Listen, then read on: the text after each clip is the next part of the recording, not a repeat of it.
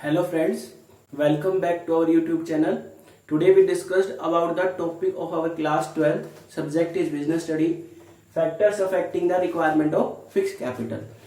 In our previous video, I already discussed with you about the factors affecting the requirement of fixed capital, and the remaining parts which I not discussed with you in our previous class. Today I discuss with you the factors affecting the requirement of fixed capital. The factors name is nature of business,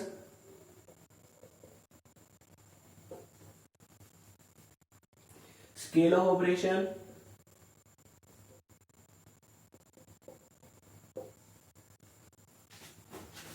choice of technique,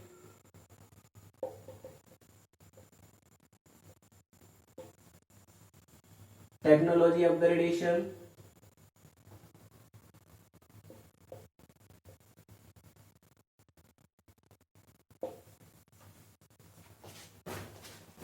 growth prospectus,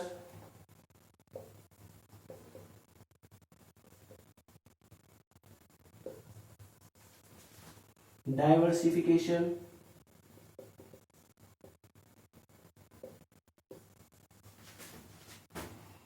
financing alternative,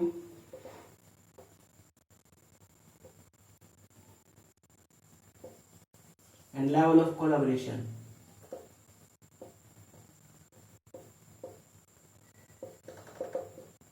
There are 8 factors affecting the requirement of the fixed capital.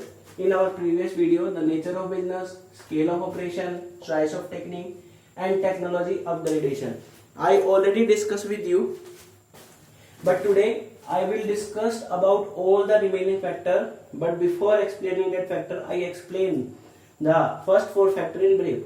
Nature of business. Nature of business, there are 2 types of the nature of business: manufacturing business and trading business. In manufacturing business, we require more fixed asset, so we need more fixed capital. And in our trading business, we need less fixed capital because we need less fixed asset. So on the basis of nature of business, in manufacturing business, we require more fixed capital, and in trading, we require less fixed capital.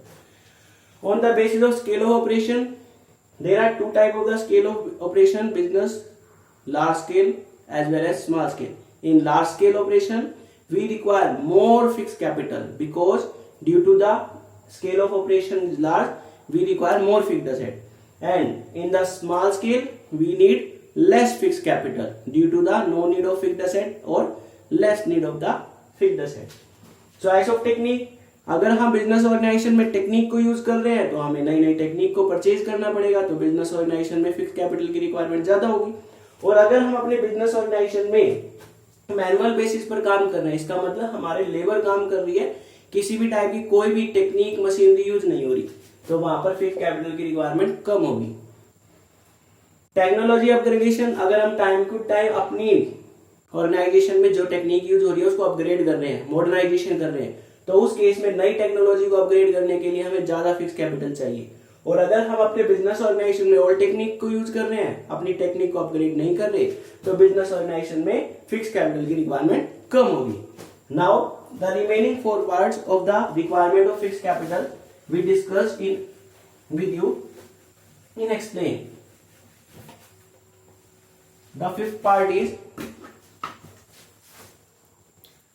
growth prospectus.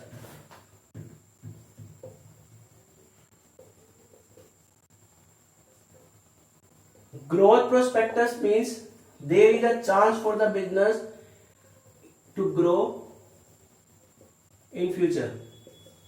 Means there is an opportunity available for the business organization to expand itself in the future.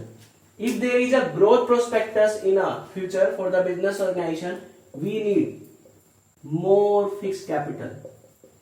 Why? Because for expansion of business, we require more fixed capital due to the reason of the purchasing of the large amount of the fixed asset.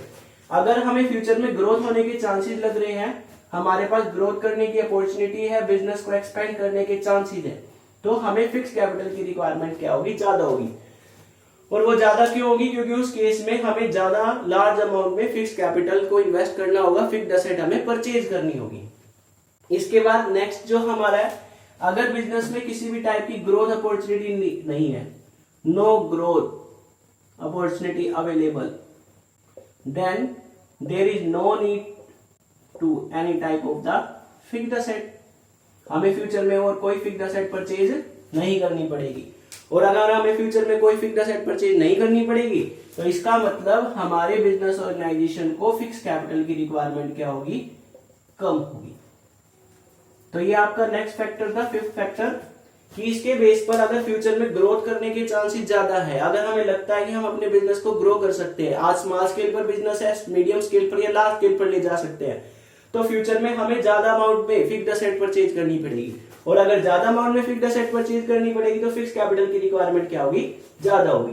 ऐसे ही अगर future में हमारे पास कोई भी growth opportunity नहीं है, हम अपने बिजनेस को ग्रो नहीं कर सकते, तो वहां पर हमें किसी भी टाइप की कोई भी फिक्स्ड एसेट की रिक्वायरमेंट नहीं होगी। और अगर फिक्स्ड एसेट की रिक्वायरमेंट नहीं होगी तो हमें फिक्स कैपिटल की रिक्वायरमेंट भी क्या होगी? कम होगी। ये हमारा जो है फिफ्थ फैक्टर था, ग्रोथ प्रोस्पेक्टर। इसके बाद हम नेक्स्ट वन डिस्कस करेंगे, the sixth factor of the affecting the requirement of fixed capital is that diversification. Diversification means to diversify our business. Diversify means to produce more than one product. If a business organization opt to diversify business, then it will expand our business with the help of producing more than one product. If a business organization produce one product at a time and do not want to diversify business, not diversify, then we require less amount of the fix capital. तो हमें fix capital की requirement कम होगी, क्योंकि हम अपने business को diversify नहीं करना चाहते। एक ही प्रोडक्ट है, उसके लिए जो भी मशीनरी हमने बिजनेस में परचेज कर रखी है उसी के बेस पर बिजनेस ऑर्गेनाइजेशन में हमारा वर्क चलता रहेगा। लेकिन अगर हमारा बिजनेस जो है वो मोर देन वन प्रोडक्ट बनाना स्टार्ट करे, तो इसका मतलब हम डाइवर्सिफाई कर रहे हैं। डाइवर्सिफिकेशन का मतलब यही होता है to produce more than one product. तो हमने अपने बिजनेस में डाइवर्सिफाई कर दिया। अब डाइवर्सिफाई किया है तो इसका मतलब हमें लार्ज अमाउंट में फिक्स कैपिटल की रिक्वायरमेंट होगी, क्योंकि हमें फिक्स्ड एसेट परचेज करनी पड़ेगी, और जहां फिक्स्ड एसेट परचेज करनी है वहां पर फिक्स कैपिटल की रिक्वायरमेंट क्या होगी? ज्यादा होगी। फॉर एग्जाम्पल, अगर आज हम अपना बिजनेस जो है वो कर रहे हैं, एक टेक्सटाइल मैन्युफैक्चरिंग कंपनी है, और वो टेक्सटाइल मैन्युफैक्चरिंग कंपनी अपने बिजनेस को ऐड करना चाहती है, और वो ये चाहती है कि वो पेपर को भी मैन्युफैक्चर करे। तो टेक्सटाइल मैन्युफैक्चरिंग करने के लिए फिक्स कैपिटल की अलग रिक्वायरमेंट होगी, वहां की फिक्स्ड एसेट अलग और यहाँ की फिक्स्ड एसेट अलग।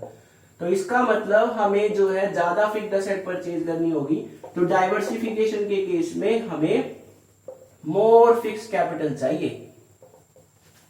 तो ये डाइवर्सिफिकेशन आपकी फिक्स कैपिटल की रिक्वायरमेंट का सिक्स्थ फैक्टर था, जिसके बेस पर हमें फिक्स कैपिटल की रिक्वायरमेंट जो है वो ज्यादा होगी। इसके बाद नेक्स्ट वन है आपका सेवन फैक्टर,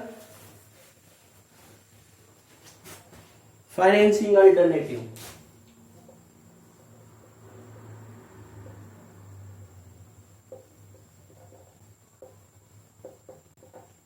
फाइनेंसिंग अल्टरनेटिव का मतलब है कि हमें बिजनेस ऑर्गेनाइजेशन में फिक्स्ड एसेट को परचेज करना है, तो फिक्स्ड एसेट को परचेज करने के लिए हम लार्ज अमाउंट में इन्वेस्ट करते हैं। कोई भी फिक्स्ड एसेट हमें परचेज करनी है तो उसको परचेज करने के टाइम हमें लार्ज अमाउंट इन्वेस्ट करनी पड़ेगी। इसका मतलब फिक्स कैपिटल की रिक्वायरमेंट ज्यादा होगी, more requirement of the fix capital. लेकिन अगर हमारे पास एक फाइनेंशियल अल्टरनेट ऐसा ऑप्शन मिल जाए कि उस असेट को परचेज करने की बजाय हमें वो असेट रेंट पर मिल जाए, तो उस केस में हमें उस फिक्स्ड असेट में ज्यादा इन्वेस्टमेंट नहीं करनी पड़ेगी और हमें फिक्स कैपिटल की रिक्वायरमेंट कम होगी। अब ऐसी अपॉर्चुनिटी बिजनेस को कैसे अवेलेबल हो कि उसे फिक्स्ड एसेट को परचेज ना करना पड़े, बल्कि उसको कोई भी फिक्स्ड एसेट जो भी उसे यूज करनी है वो रेंट पर मिल जाए। एक ऐसा ऑप्शन होता है कि हमें जो असेट है वो लीजिंग पर अवेलेबल हो जाए। लीजिंग एक फाइनेंशियल अल्टरनेट है जिसमें हमें असेट परचेज नहीं करनी पड़ती, हम उस असेट को ओनर की परमिशन से हम उसको यूज कर सकते हैं जितने टाइम के लिए, और यूज करने के बदले हमें उसे रेंट देना पड़ता है जिसको लीज रेंट बोलते हैं। तो वहां पर हमें फिक्स कैपिटल की रिक्वायरमेंट कम होगी। और अगर हमारे पास ये ऑप्शन नहीं है तो हमें उस फिक्स असेट को परचेज करना होगा, और फिक्स असेट को परचेज करना होगा तो लार्ज अमाउंट हमें इन्वेस्ट करनी होगी। अब लीजिंग क्या होता है उसको देखिए। लीजिंग एक टर्म है, एक ऑप्शन है आपका, इसके अंदर जो पार्टी है आपकी ओनर ऑफ द असेट, वो एक ऑप्शन प्रोवाइड करती है दूसरी पार्टी को कि उसे जो भी असेट है उस असेट को वो यूज कर सकता है फॉर द फिक्स टाइम, और फिक्स टाइम के यूज करने के लिए उसे कंसिडरेशन के तौर पर एक फिक्स्ड अमाउंट मिलती है जिसको रेंट बोला जाता है, लीज रेंटल। तो इसमें एक पर्टिकुलर पार्टी जिसकी फिक्स्ड असेट थी वो दूसरी पार्टी को अपनी फिक्स्ड असेट यूज करने के लिए राइट प्रोवाइड करता है, और उसके बदले कंसीडरेशन के तौर पर क्या लेगा, लीज रेंटल। जैसे ही ये टाइम पीरियड कंप्लीट हो जाएगा, आपकी जो पार्टी है लेसर, वो लेसी को ये कहेगी कि अगर आप इस प्रॉपर्टी को दोबारा लीज पर लेना चाहो तो दोबारा लीज पर ले सकते हो, या फिर उसको ये ऑप्शन दे सकती है कि ये एसेट अगर आप परचेज करना चाहो तो आप परचेज भी कर सकते हो। तो इसीलिए फाइनेंसिंग अल्टरनेट ये है कि कोई भी अगर आपको फिक्स्ड असेट परचेज करनी पड़े तो वहां पर तो फिक्स कैपिटल की रिक्वायरमेंट ज्यादा होगी, लेकिन अगर हमारे पास कोई ऐसा ऑप्शन मिल जाए कि हमें फिक्स्ड असेट परचेज ही ना करनी पड़े, हमें वो असेट एज ए लीजिंग मिल जाए, तो हमें फिक्स कैपिटल की रिक्वायरमेंट क्या होगी, कम होगी।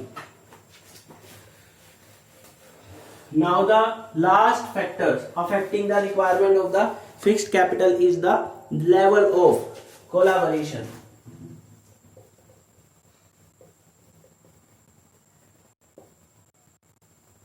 लेवल ऑफ कोलैबोरेशन का मतलब है कि हम दो पर्टिकुलर फर्म, दो पर्सन या दो फर्म मिलकर कोई फिक्स्ड असेट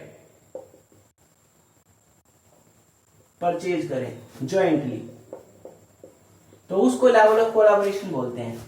जैसे हो सकता है कि आपकी दो पर्टिकुलर पर्सन है, कोई भी फिक्स्ड असेट परचेज करनी है, उसको अगर वो सेपरेट परचेज करेंगे अलग अलग, तो उस केस में एक पर्टिकुलर पर्सन ए को भी उतने ही पैसे लगाने पड़ेंगे, बी को भी।